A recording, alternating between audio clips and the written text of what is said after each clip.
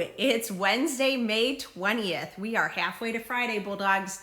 Also, we are almost done with the school year. Next week is our last week of instruction.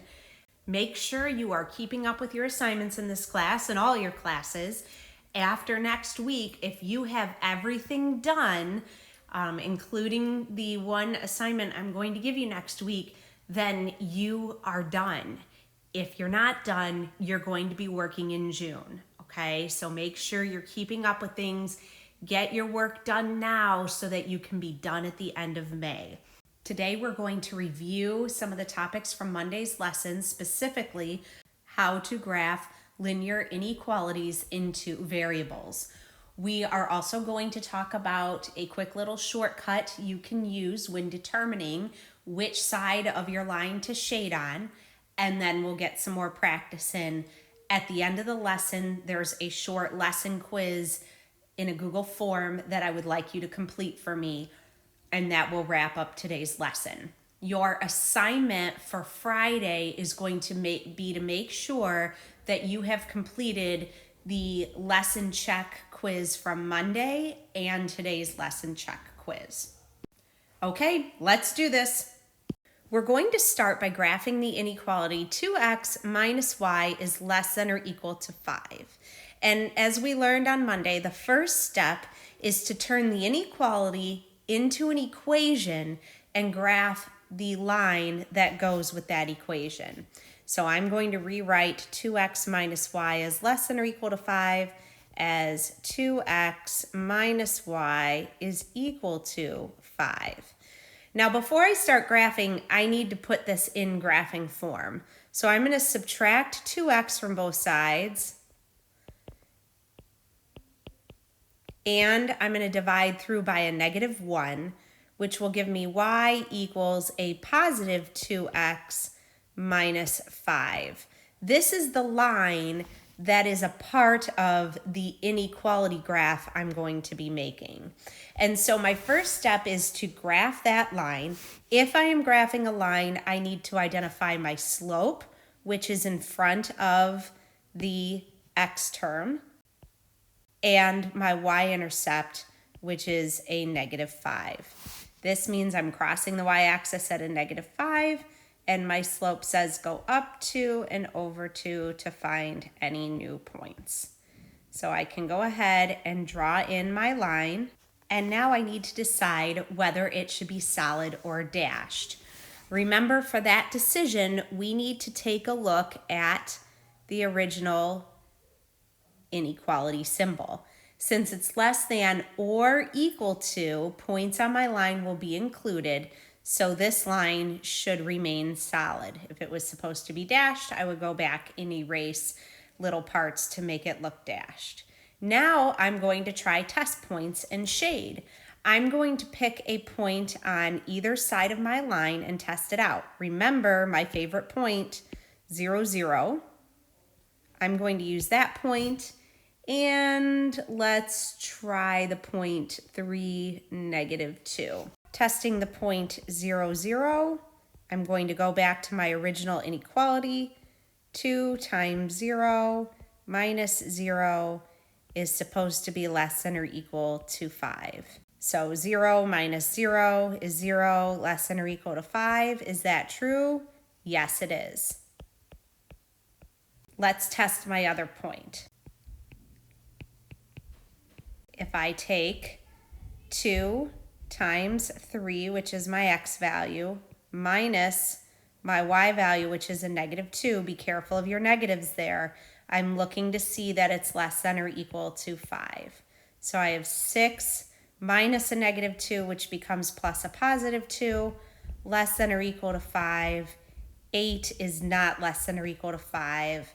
This is a false statement. What does that tell me? Well, it tells me the point 3, -2 is not a part of my solution. So I'm going to get it out of there. But I do know that the point 0, 0 is a part of the solution. And so that tells me which side of the line I am shading on. And so now I have graphed the solution to the inequality 2x minus y is less than or equal to 5. Also in Monday's lesson, we talked about how many solutions this inequality would have. How many points or xy combinations will make this inequality a true statement. Even though I'm only shading a portion of my coordinate plane, there are an infinite amount of points that are in that part of the coordinate plane and an infinite amount of points that will work in that inequality. So the inequality 2x minus y less than or equal to 5 has an infinite number of solutions. What I'd like you to do now is take a minute to think about the next 3 questions. And I'm going to ask you to stop the video and jot down some thoughts or some answers to these ideas. Once you have committed to answers, resume the video and we will talk through them together.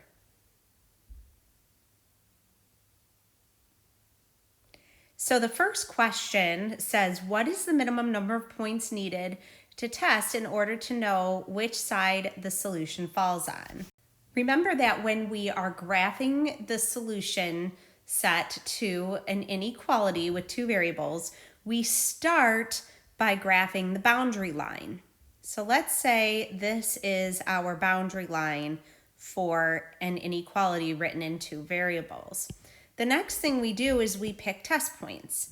What we've been doing is we've been picking a test point on either side of the line and testing those x and y values in our inequality statement to see whether it gives us a true statement or not. Wherever the true point is, I know that's the side of the line I'm going to be shading. Well, as soon as I know that a point makes the statement true, I know that's the side I need to shade on. Or if I plug a point in and I find out that it makes a false statement, well, then I know that that's not the side I need to shade on, so the other side is where I need to shade. So technically, if our math is done correctly, we really only need 1 point, 1 test point to know which side to shade. Now, I've been doing 2 test points as a means of verifying that the math I did is correct, because if I pick a point on one side and it makes a true statement, and I pick a point on the other side and it makes a true statement, I know I went wrong somewhere. But technically, you really only need 1 test point to know which side of the line you have to shade on. Okay, second question. Mrs. Voisinette thinks that using 0, 0 is a great idea. Why is this so convenient? Well, if you remember from Monday's lesson, we said that using the point 0, 0 is easy because when we plug in the number 0 for our variable, terms start to disappear. Take a look at the inequality that we used for the problem at the top of the page. 2x minus y is less than or equal to 5. As soon as I plugged in 0 for x and 0 for y, this term became 0 and this term became 0. It's easy to multiply by 0. It's easy to add and subtract with 0. Okay, and so that's why 0, 0 is the most ideal point to use. The last question asks us, if Mr. Fulton decided to use the point -3, 2 to test the inequality, does this help him decide which side to shade? Why or why not? Well, let's take a look at that. Here's the point -3, 2. And if I plug that into my inequality, I am going to be testing 2 times a -3 minus 2. And I want to see, is that less than or equal to 5? So I have a -6, take away 2 more, less than or equal to 5. So is a -8 less than or equal to 5? Yes, it is. All right, and so yeah, that would help me definitely know which side to shade on. And here's the deal. Anytime you pick a point that is not on that boundary line, it's going to be helpful to you. Picking points on the boundary line are not helpful because they don't tell us which side to shade on. So yes, that point is helpful because it is not on the boundary line. Now that we have our little shortcut of knowing we only need one test point to really know which side of the line to shade on, and now that we understand that 0, 0 is probably the easiest test point to use, let's use those shortcut strategies to help us with this next problem. We're going to graph the inequality. Y is greater than or equal to negative 5/3 x minus 3. I'd like you to pause the video, try to graph this inequality and shade on the correct side of the line, and then we'll come back together and check our work.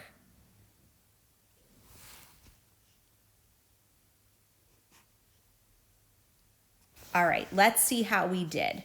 First step, graph the line. We're going to graph the line y equals a negative 5/3 x minus 3. My slope is a negative 5/3. That means my line should be going downhill when I graph it. And my y-intercept is a negative 3. So I'm going to place a point at negative 3 on the y-axis, and then I'm going to use my slope to find other points. I'm going to go up 5, 1, 2, 3, 4, 5, and back 3, 1, 2, 3 to find my point. And so this is my boundary line. Second step is decide whether it is solid or dashed. Again, because I am greater than or equal to, I am a solid line. And so I don't need to erase little parts of my line to make it dashed. And the third step is a test point. Again, based on our discussion before, we only need one test point, and 0, 0 is the most ideal one. So I'm going to test, is 0 greater than or equal to negative 5/3 times 0 minus 3? Is 0 greater than or equal to a negative 3? Yes, it is. So because this is a true statement, the side of the line that contains the point 0, 0 is the side I am shading. Let's mix things up a little bit and take a look at the next two graphs. Here we're given the graph and we are trying to come up with the inequality statement that is being graphed. Now, both of these are graphs where we have a line drawn and we're shading on one side of the line or the other. So that means we're coming up with an equation of a line and replacing that equal sign with an inequality symbol. The first thing we're going to do is we're going to just come up with the equation of the boundary line that's represented. And then we'll decide shading and inequality symbols and what that will look like.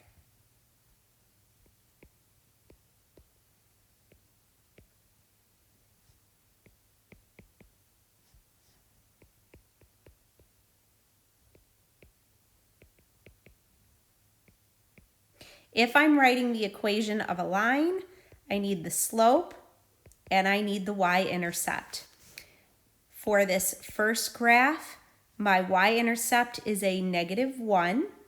And if I take a look at this point right here and this one right here, two definite points on my line, I am going up 1 and back 3. That means my slope is a negative 1/3. Remember that slope is change in y over change in x. So the equation of my boundary line is y equals a negative 1/3 x minus 1. The second step is decide which inequality symbol to use.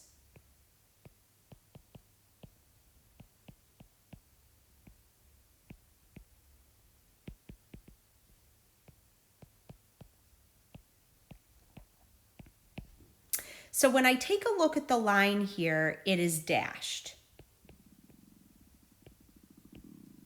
When a line is dashed, we're using either strictly less than or strictly greater than. So I'm going to be using one of those symbols. The next thing I'm going to decide is it greater than or less than? What I'm going to ask you to do is put your pen or pencil anywhere on the boundary line. And then you're going to draw arrows either straight down or straight up into the shaded region.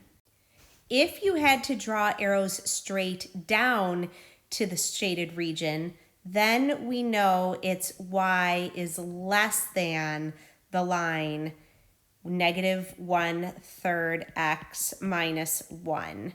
If I had to draw arrows straight up into the shaded region, then it would be all the y values greater than the line -1/3 x minus 1. Let's try this with the next graph. So again, the first step is, what is the equation of the boundary line? Let's talk about slope and y-intercept. This graph crosses the y-axis at the point +3. To find the slope of my line, I'm going to pick two definite points on my line. Remember, stay away from fractions. I've picked the points 0, +3, and +2, -1. Taking a look at the slope triangle, I have a change in y of -4 and a change in x of +2.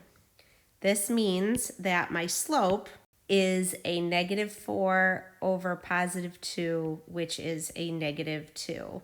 The equation of my boundary line is y equals a -2x plus 3.